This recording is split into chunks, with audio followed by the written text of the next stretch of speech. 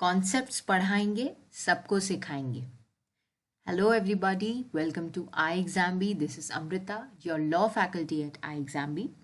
ये एक नया कैंपेन जो आई एग्जाम बी ने शुरू किया है, कॉन्सेप्ट्स पढ़ाएंगे, सबको सिखाएंगे। ये काफ़ी बेनिफिशियल और सक्सेसफुल कैंपेन है। काफ़ी सक्सेस मिल रही है क्योंकि जो मुद्दा यहाँ पर हम डिस्कस कर रहे हैं वो है कंसेप्ट। हर एक स्टूडेंट की सबसे बड़ी परेशानी होती है कंसेप्ट्स, क्योंकि अगर आपका कंसेप्ट क्लियर है so you are the winner, you are the master of your examination of your subject. And if you are not clear in your concepts then you fail. आप कितनी भी पढ़ाई कर लो उसका कोई फ़ायदा नहीं है जब तक वो आपके दिमाग में नहीं बैठ जाता। और ये कंसेप्ट क्लियर करना कोई बहुत बड़ा डिफ़िकल्ट टास्क नहीं है, उसे बस डिफ़िकल्ट बना दिया जाता है। So this is iExamB's campaign exclusively here to help you out in very simplified ways, not only for law but for all the subjects। आप लोगों ने देख लिया होगा एंड ये काफ़ी लंबा चलने वाला कैंपेन है, तो आप सारे चैनल्स को सब्सक्राइब कर लो। iExamB, legal B, agri B and जितने भी चैनल्स हैं उन सबको आप सब्सक्राइब करके सारे कंसेप्ट्स अपने क्लियर कर लो and do take benefit of this campaign. इस वीडियो में मैं आपके साथ जो डिस्कस करने वाली हूँ that is the first thing I will let you know the subject constitutional law. Constitutional law के कुछ इंपॉर्टेंट टॉपिक्स, इंपॉर्टेंट कंसेप्ट जो जनरली कंफ्यूजिंग होते हैं या बहुत इंपॉर्टेंट है और समझने में डिफ़िकल्ट हो जाते हैं, वो सब मैं आपके साथ डिस्कस करने वाली हूँ। इस वीडियो में मैं पहला कंसेप्ट कवर करने वाली हूँ that is going to be from the topic of fundamental rights versus directive principles of state policy. Commonly discuss किया जाने वाला टॉपिक है।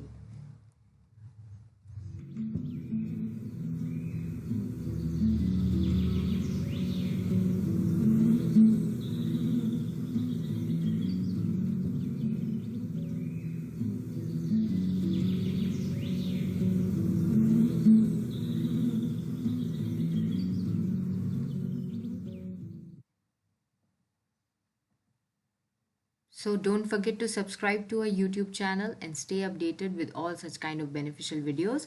ऐसे ही कोर्सेज के लिए अगर आपको कोई डिटेल्स चाहिए तो आप hello@iexambee पर लिख भी सकते हो, ईमेल कर सकते हो, या फिर आप इस नंबर पे कॉल भी कर सकते हो, या सीधा वेबसाइट विजिट करके भी डिटेल्स ले सकते हो। इस वीडियो के कमेंट सेक्शन में भी आप लिखिए एंड हमें बताइए कि आपको ऐसे कौन से कंसेप्ट के डिस्कशंस चाहिए।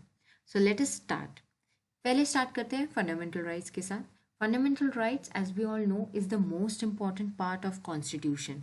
That is which part? Part 3 of the Constitution, which is also known as the Magna Carta of the Indian Constitution। सबसे इम्पोर्टेंट बात यह है कि फंडामेंटल राइट्स जस्टिशिएबल है। जब कोई फंडामेंटल राइट वायलेट होता है, you can directly reach to the Supreme Court under Article 32 of the Constitution and High Court under Article 226 of the Constitution with a very commonly discussed remedy, that is writs। And what is the main objective? Fundamental rights, political democracy establish करता है India में, ये सब हमें पता है, जिसे लिया गया है from the international covenant of civil and political rights. Actually इसका रिलेशन ह्यूमन राइट्स से किस तरीके से है? ह्यूमन राइट्स बेसिक राइट्स होते हैं, उससे ही आया है of course fundamental rights. And human rights का एक डिक्लेरेशन था UDHR नाम का। ये UDHR जो है ये यूनिवर्सली एक्सेप्टेड डिक्लेरेशन है ह्यूमन राइट्स से रिलेटेड। इसके दो कोवेनेंट्स हैं, that is one is ICCPR and another is ICESCR। ICESCR का रिलेवेंस है directive principles of state policy के साथ, जो हम इस वीडियो में डिस्कस करने वाले हैं अलॉन्ग विद फंडामेंटल राइट्स। तो यहाँ पर डिफरेंस क्या है? ICCPR is talking about international covenant on civil and political rights. तो इसका मेन एम है एस्टैब्लिशिंग पॉलिटिकल डेमोक्रेसी। एंड जो directive principles of state policy है ये बात करता है international covenant on economic, social and cultural rights. तो ये फोकस करता है सोशल एंड इकोनॉमिक डेमोक्रेसी पर। दोनों ही काफ़ी इंपॉर्टेंट पार्ट्स हैं कॉन्स्टिट्यूशन के। पार्ट 4 डिस्कस करता है directive principles of state policy, articles 36 to 51। These are basically some instruments of instruction. These are certain directions that are given to the government। हम लोग welfare state doctrine के under काम कर रहे हैं। अब आपको पता होगा वेलफेयर स्टेट क्या होता है, नहीं पता है तो वो भी मैं बता देती हूँ आपको। शॉर्ट में, वेलफेयर स्टेट का मतलब होता है कि स्टेट की काफ़ी सारी जिम्मेदारियां होती हैं सिटीजन के वेलफेयर को लेकर. So all those things which are important for the development of an individual for his welfare that needs to be taken care of by the state. So state is having certain responsibilities, and these directions have been given to the state by our Indian constitution in the form of directive principles of state policy. These seek to establish the social and economic democracy in the country. We are a democratic country, so we need social, economic and political democracy in our country. इसके लिए part 3 and part 4 काफ़ी important है. मैंने आपको इसकी सारी connectivity बता दी है बहुत ही कम टाइम स्पैन में विद ICCPR, ICSCR, एंड अभी आपको डिफरेंस समझ में आ गया होगा कि फंडामेंटल राइट्स का नेचर क्या है और DPSPs का नेचर क्या है. इस पर अभी थोड़ा सा फोकस करते हैं. फंडामेंटल राइट्स जो है ये इंडिविजुअल के राइट्स हैं, और जो directive principles of state policy है ये कुछ डायरेक्शंस के फॉर्म में है. किसी के राइट्स नहीं है, किसी के ड्यूटीज़ नहीं है, बट डायरेक्शंस के फॉर्म में है जो स्टेट को दिए गए हैं, जो स्टेट को निभाने होंगे एज बीइंग अ रिस्पॉन्सिबिलिटी और shouldered on the state as a part of welfare state doctrine. तो अब हम लोगों का जो कंसेप्ट है इस वीडियो में जो हम डिस्कस करने वाले हैं वो है relating to both of their relativity. मतलब कि ये जो फंडामेंटल राइट्स और डायरेक्टिव प्रिंसिपल्स है क्या ये एक दूसरे से लड़ रहे हैं, या फिर दोनों में से कोई सुप्रीम है या नहीं है. This is what is the thing that we have to find out in this video. And इसका मैं आंसर आपको पहले ही बता दूंगी, क्योंकि इसका आंसर आपको पहले समझना है, फिर हम उसका लिंकेज समझेंगे. What is going to be asked to you that you should know first. You should know the answer and then understand the linkage of that so that you don't get confused.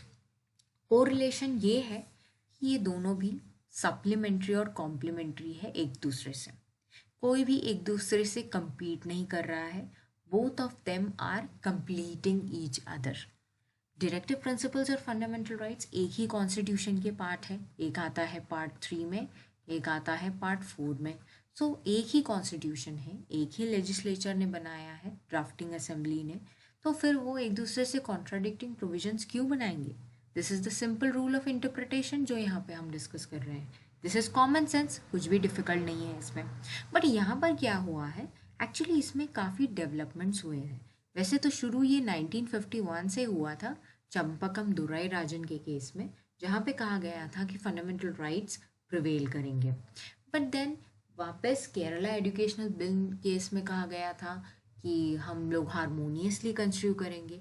But फिर बहुत ही landmark judgement आया IC Golaknath and another's versus state of Punjab in 1967. In that case, what was discussed that fundamental rights cannot be amended to implement directive principles of state policy. State का क्या मानना था कि हमें directive principles हमारे directions है, और स्टेट को अगर काम करना है तो इस डायरेक्टिव्स के थ्रू ही काम करना होगा. So for that purpose something has to be amended in fundamental rights if it is coming in between of directives. So court said in 1967 in this case that this can not be done. But फिर उसके बाद क्या हुआ, constitution को amend कर दिया गया 1971 में. 25th Amendment Act came up in 1971 and Article 31C was added. तो ये Article 31C क्या कहता था, that जितने भी डायरेक्टिव प्रिंसिपल्स हैं 39B और C, सारे के सारे नहीं, सिर्फ 39B और C, वो prevail करेंगे over 3 articles. At that time 31 was there. Now we don't have 31, but तब था. तो 14 और 19 के ऊपर ये प्रिवेल करेंगे, ऐसा कहा गया था. ज़्यादा आपको टेक्निकलिटीज़ में जाने की ज़रूरत नहीं है, सिर्फ आपको ये कंसेप्ट समझना है कि कैसे डेवलपमेंट्स हो रही हैं. तो फिर 25th अमेंडमेंट में क्या हुआ, 25th अमेंडमेंट में ये किया कॉन्स्टिट्यूशन में कि 39B जो कि एक directive principle of state policy है, and C also, this will prevail over 14, 19 and 31.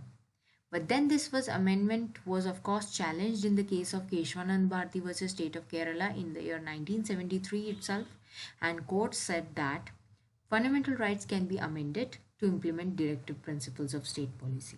Court maintained a balance between both of them and interpreted this in such a manner that both of them are going to work hand in hand.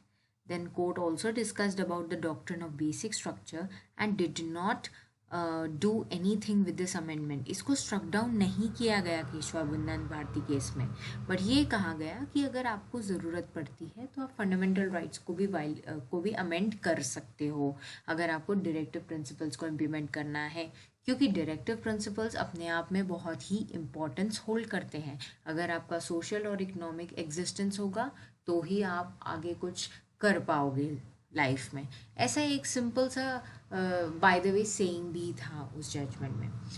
But then later on what happened, 42nd amendment जो था 1976 में, in that thing again a change was made in article 31C, and then that change was what, completely it was saying that all the directive principles will prevail. अब यहाँ तक ठीक था, 39B और C तक ठीक था. 39B and C were talking about certain material resources in the society that need to be controlled by state. तो ये समझी हुई बात थी. But then this was extending to all the DPSPs. So this was not acceptable. Again, this was challenged in the case of Minerva Mills Limited and others versus Union of India in the year 1980. And then what happened in this case?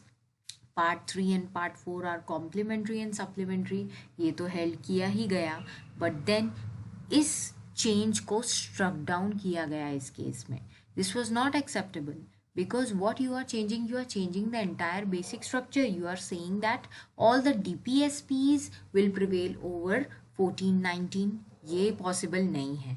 So this was not accepted and it was said that there is a balance that is necessary, and अगर कोई conflict आता है तो कौन prevail करेगा? Fundamental rights. जैसा मैंने आपको शुरू में कहा कि fundamental rights will prevail over DPSPs अगर दोनों में balance नहीं construe हो रहा है तो.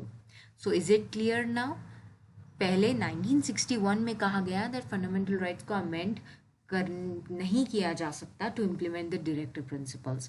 देन फ्लेक्सिबिलिटी को एक्सेप्ट किया गया 25th अमेंडमेंट एक्ट के केशवानंद भारती केस में.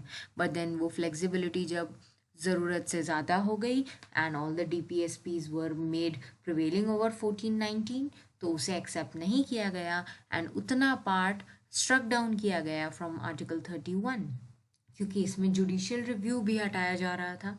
सो that was not acceptable to the apex court, of course, and to anybody, and it was against the constitutional principles. So in Minerva Mills case this was struck down and it was held finally, जो आज भी prevailing है, कि DPSPs and fundamental rights दोनों भी एक दूसरे को कॉम्प्लीमेंट करते हैं, सप्लीमेंट करते हैं. A balance has to be maintained in both of them.